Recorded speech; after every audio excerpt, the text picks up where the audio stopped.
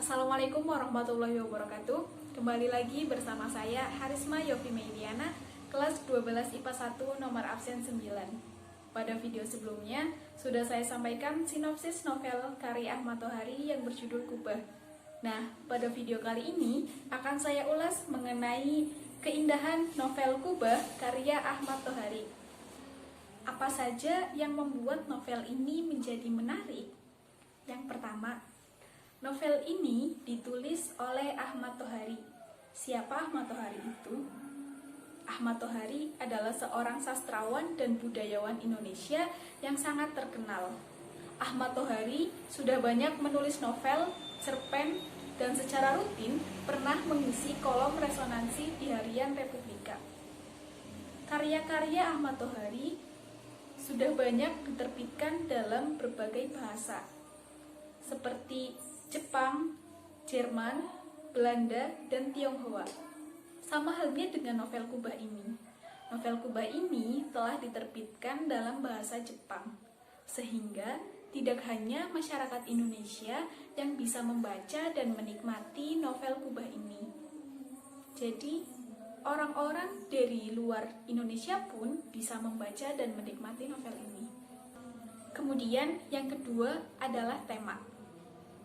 Novel ini memiliki tema kebajikan dalam kehidupan. Hal ini dapat dilihat dari cerita dalam novel tersebut. Novel ini menceritakan tentang seorang bernama Karman, di mana Karman adalah seorang aktivis politik yang sempat terjerumus ke jalan yang salah.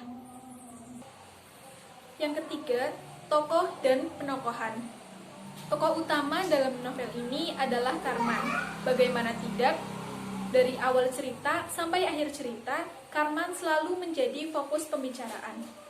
Sedangkan tokoh-tokoh lainnya seperti Marni, Tini, Paman Hashim, Haji Bakir, dan yang lainnya juga digambarkan dengan sangat baik oleh pengarang dengan peran dan wataknya masing-masing.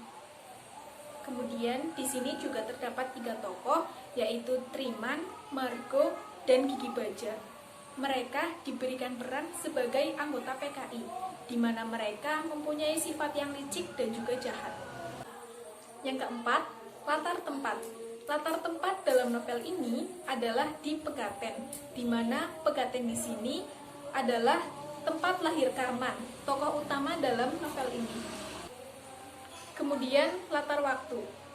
Cerita ini digambarkan terjadi pada bulan Oktober tahun 1965, di mana Oktober 1965 merupakan peristiwa penting, yaitu G30 SPKI.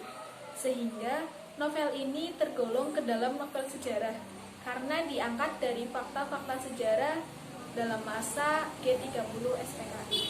Pesan moral yang dapat saya ambil dalam novel ini adalah setiap orang pasti tidak ingin berbuat salah, dan jika mereka mempunyai kesalahan, pasti terlintas dalam diri mereka untuk memperbaiki kesalahannya dan ingin kesalahannya dimaafkan. Dan kita pun harusnya bisa menjadi seorang pemaaf tanpa mengungkit-ungkit masalah yang telah terjadi. Setelah saya sampaikan beberapa keindahan dan kelebihan dari novel ini, apakah teman-teman tertarik untuk membaca novel ini? Ya, semoga teman-teman tertarik untuk membaca novel ini.